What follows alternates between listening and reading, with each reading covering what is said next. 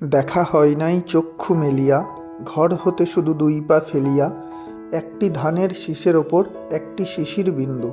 হ্যাঁ বন্ধুরা, আমাদের ঘর অর্থাৎ পশ্চিমবঙ্গেই এত কিছু রয়েছে যা দেখেই আমরা মুগ্ধ হয়ে যাই। কি নেই? পাহাড় থেকে সমুদ্র, বনভূমি, সব কিছু রয়েছে। রয়েছে পৃথিবীর সবথেকে বড় ম্যানগ্রোভ বনভূমিও। হ্যাঁ, আজ আপনাদের নিয়ে যাব পৃথিবীর সবথেকে বড় ম্যানগ্রোভ বনভূমি ও ভারতের রয়্যাল বেঙ্গল টাইগারের রাজত্বে, সেই সুন্দরবনে। চলুন যাওয়া যাক। Good morning from Sealdah. পৃথিবীর ব্যস্ততম একটা স্টেশন শিয়ালদা স্টেশন, সেখানে আছি। আর আজ আপনাদের আবারও একটা নতুন জায়গায় নিয়ে যাব। বাংলার ঐতিহ্য বলতে পারেন, বাংলার এক হেরিটেজ সুন্দরবন। আপনাদের কাছে হয়তো নতুন নয়, কিন্তু আমাদের কাছে নতুন। আমরা যাচ্ছি, আমাদের সাথে অফিসে কয়েকজন কলিগ মিলে একসাথে যাচ্ছি। চলুন। আমরা 5 কলিগ মিলে হঠাৎই এই প্ল্যানটা করেই ফেললাম। শিয়ালদা থেকে 7:42 ক্যানিং লোকাল ধরে চললাম ক্যানিং পর্যন্ত। ভাড়া মাত্র 10 টাকা। এই শহর মফস্বলের ব্যস্ত জীবন ছেড়ে আমরা 2-3 দিনের জন্য চললাম এক আলাদা জীবন কাটাতে। একদম গ্রাম্য পরিবেশের দিকে যেতে যেতে ঘন্টা দেড়েক পরেই আমরা পৌঁছে গেলাম ক্যানিং স্টেশনে। ক্যানিং স্টেশনে নেমেই ট্রাভেল এজেন্টরা রিসিভ করে নিল। আমাদের আজকের রুটটা হলো এইরকম।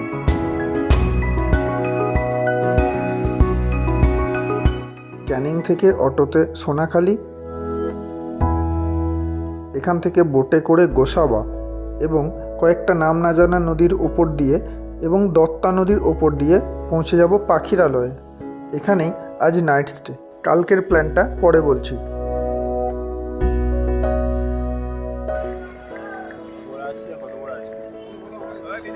আমরা এখন বনবিবি মানে বটতলা, ক্যানিংয়ের সামনে এই বটতলাতে চলে এসেছি। আর এখান থেকেই আমরা সাগর সঙ্গমের আওতায় চলে এসেছি। মানে আমাদের যে সাগর সঙ্গম ট্রাভেলস রয়েছে, যার সাথে আমরা আজকে সুন্দরবন যাত্রা করব, তাদের সাথে চলে এসেছি। আর আমার সাথে এই যে আমাদের কলিগরা রয়েছে, সাথে এই যে বিপ্লবের অবস্থা ভালো নয়, এনার্জি নেই।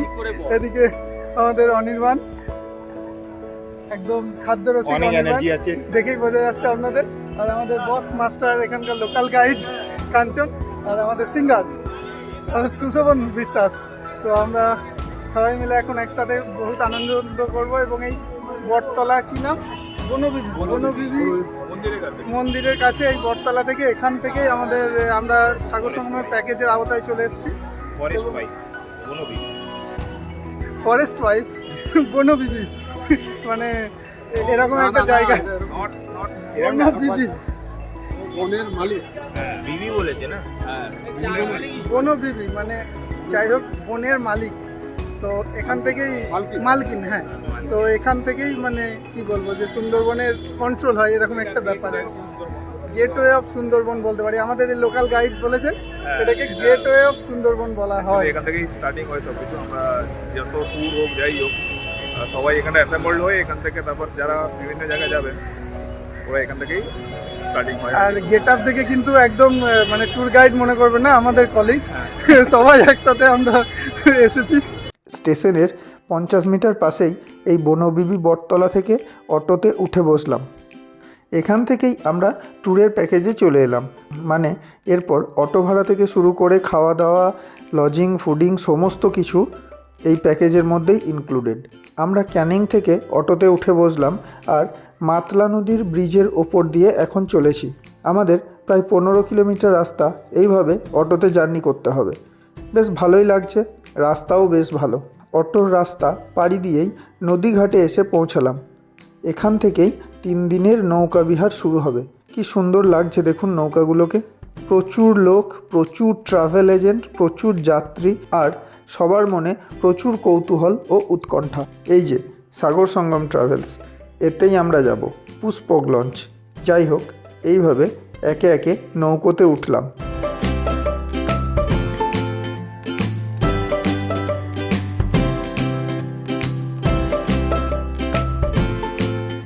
বেলা 11:30 দিকে লঞ্চ ছাড়লো।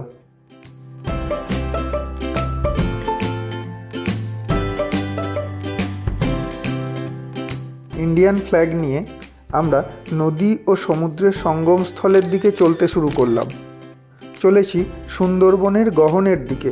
বোটে ওঠার সাথে সাথে চা দিতে শুরু করে দিয়েছে, সাথে লুচি ও কাশ্মীরি আলুর দম ও রসগোল্লা।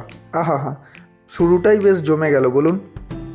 চারিদিকে দেখতে দেখতে চলেছি, যতই যাচ্ছি ততই ঘরবাড়ি লোকালয় যেন কম হচ্ছে ও পাশে পাশে জঙ্গলের পরিমাণও বাড়ছে। একটু পরেই নিচের ডেকে গেলাম। আসলে বোটগুলি দোতলা, এই যে এই রকম। নিচে বেডিংয়েরও কয়েকটা জায়গা রয়েছে।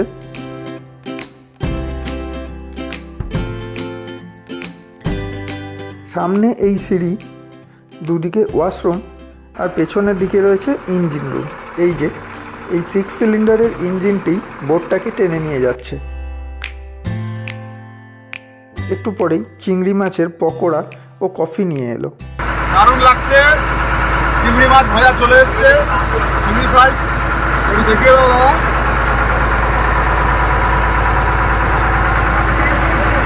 চিংড়ি মাছ এসছে, এবার যে যার ব্যবস্থা করে নাও। নিচের জানালা দিয়ে বেশ ভালোই লাগছে তাকিয়ে থাকতে। আসলে সুন্দরবন তো সমুদ্র ও নদীর মোহনাতে, তাই এখানে নদীগুলো দেখুন কত চওড়া, এপার থেকে ওপার যেন দেখাই যায় না। নদীগুলি যেহেতু একদমই খরস্রোতা নয়, তাই স্রোত হারিয়ে সব বদ্বীপের সৃষ্টি করেছে। আর এই বদ্বীপের ভূমিভাগগুলোকে টিকিয়ে রেখেছে এই ম্যানগ্রোভ আদি।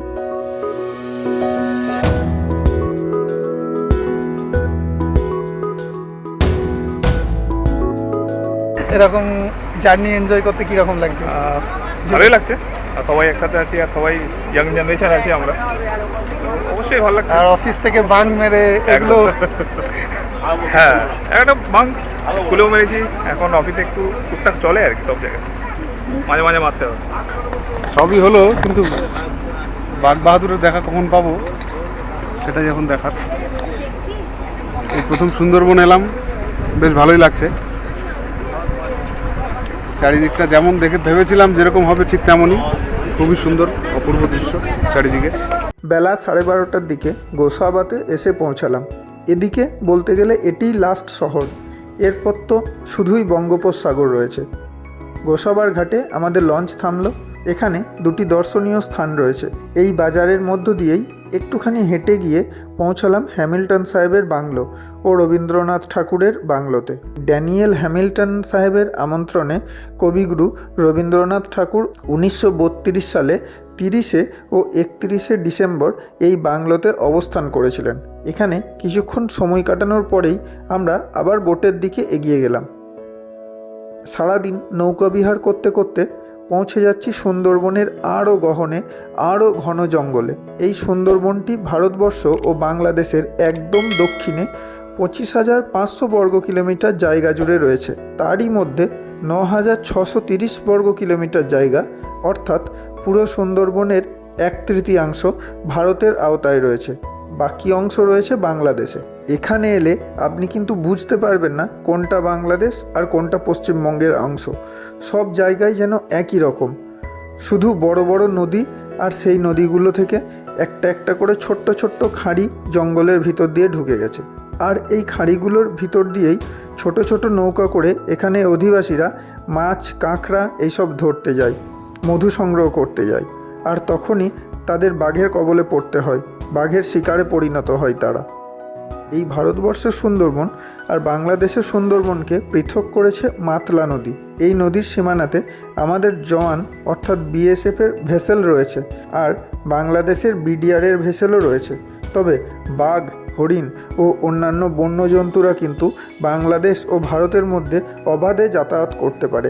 বলতে বলতেই দেখুন লাঞ্চ রেডি। এই যে আমরা পুরো রেডি, একে একে সব চলে আসছে। এ যেন এক অন্য অভিজ্ঞতা। জলের ওপর বোট, আর এর মধ্যে টেবিল পেতে খাওয়া দাওয়া। আজকে মানে প্রথম দিনে দুপুরবেলার খাবারের মেনু হচ্ছে ভাত, ঝুরি আলু ভাজা, মাছের মাথার ডাল, একটা সবজি, ভেটকি মাছের কারি, সর্ষে দিয়ে ভোলা মাছ, চাটনি, পাঁপড়। আহা, আর কি চাই? সত্যি কথা বলতে খাওয়া দাওয়া নিয়ে কোনো কথা হবে না বস। যাই হোক, খাওয়ার পরে একটু রেস্ট নিতে নিতেই সবাইকে একটা করে পেয়ারা দিয়ে গেল। বারুইপুরের পেয়ারা। সুন্দরবনের কোস্টাল এরিয়া ধরে শুধু যে বোটই চলেছে তা নয়, আমাদের মুখও চলছে কন্টিনিউয়াসলি। একটার পর একটা খাওয়া দাওয়া চলতেই আছে। এই Sagar Sangam ট্রাভেলসের contact details description বক্সে দিয়ে দিলাম। 2 রাত্রি 3 দিনের পুরো প্যাকেজ আমরা এসেছি 3200 টাকা, মাত্র 3200 টাকায় সমস্ত কিছু। আপনাদের দেখাবো ডিটেলসে পুরো 3 দিনের ঘটনা। সঙ্গে থাকুন। দেখুন কত সুন্দর লাগছে এই বার্জগুলোকে দেখতে। বাংলাদেশে পতাকা লাগানো দেখেই বোঝা যাচ্ছে এগুলো বেশিরভাগই বাংলাদেশ থেকে আসছে। দেখতে দেখতে পাখিরালয়ের ঘাটে এসে পৌঁছালাম। জায়গাটা শুধুমাত্র ট্যুরিস্টের জন্যই এতটা প্রসিদ্ধ হয়েছে। এখানে প্রচুর ছোট বড় হোটেল রয়েছে, আপনারা এসেও এখানে বুক করতে পারেন। তবে আমাদের প্যাকেজের মধ্যেই রয়েছে হোটেল মৈনাক। এই যে হোটেলের রাস্তা, একদম গ্রাম্য পরিবেশ, আর হোটেলটাও বেশ ভালো। আমরা রয়েছি সামনের ওই সাদা বিল্ডিংটাই।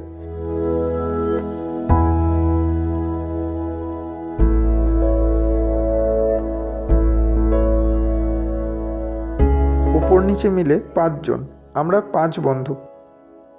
ইভিনিংয়ে এখানকার লোকাল আদিবাসীদের ঝুমুর নাচ আর সাথে চা ও চিকেন পকোড়া পুরো সন্ধেটা জমিয়ে দিল।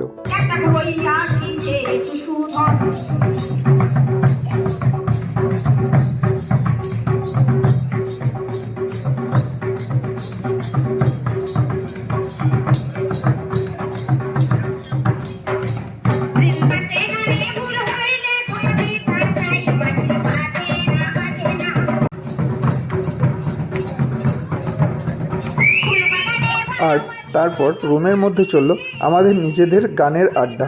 বেশ জমে উঠেছিল, আর আমরাও তাড়িয়ে তাড়িয়ে উপভোগ করছিলাম ব্যাপারটা। একাকী অসহায়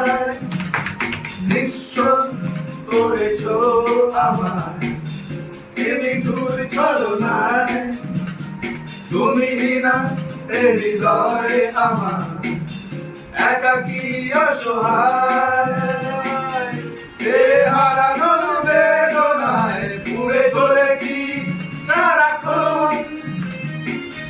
কেন তুমি মিছে মায়ায় বেঁধেছিলে আমায় তখন? এই অবস্থাটা যদিও পাল্টে যাওয়াই দরকার।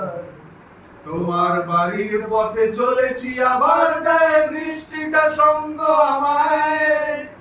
জানালার পাশে তুমি দেখতে পাবে নাকি ঝাপসাটা ঘোর বর্ষায়। না না যাচ্ছি না, কোথাও যাচ্ছি না, মনে পড়ছে না তোমাকে। রাত 9টার সময় হোটেল বয় এসে ডিনারের জন্য ডাক দিলেন। মাটন কারি দিয়ে ভাত, সাথে ডাল ও স্যালাড, সব মিলিয়ে আজকের দিনটা অসাধারণ কাটলো। আমাদের স্মৃতিতে জমা পড়ল আর একটি সুন্দর অভিজ্ঞতা। কাল সুন্দরবনের আসল মজা পাওয়া যাবে যদি দেখা যায় সুন্দরবনের বাদশা, সেই রয়্যাল বেঙ্গল টাইগারের। রয়েছে সুন্দরবনের কুমির দেখার রহস্য, থাকছে দিকভ্রষ্ট হয়ে যাওয়া হরিণের নদী পারাপার। নেক্সট এপিসোডে সবাই ভালো থাকবেন, ভালো রাখবেন, আর অবশ্যই ভালোবাসবেন। ধন্যবাদ।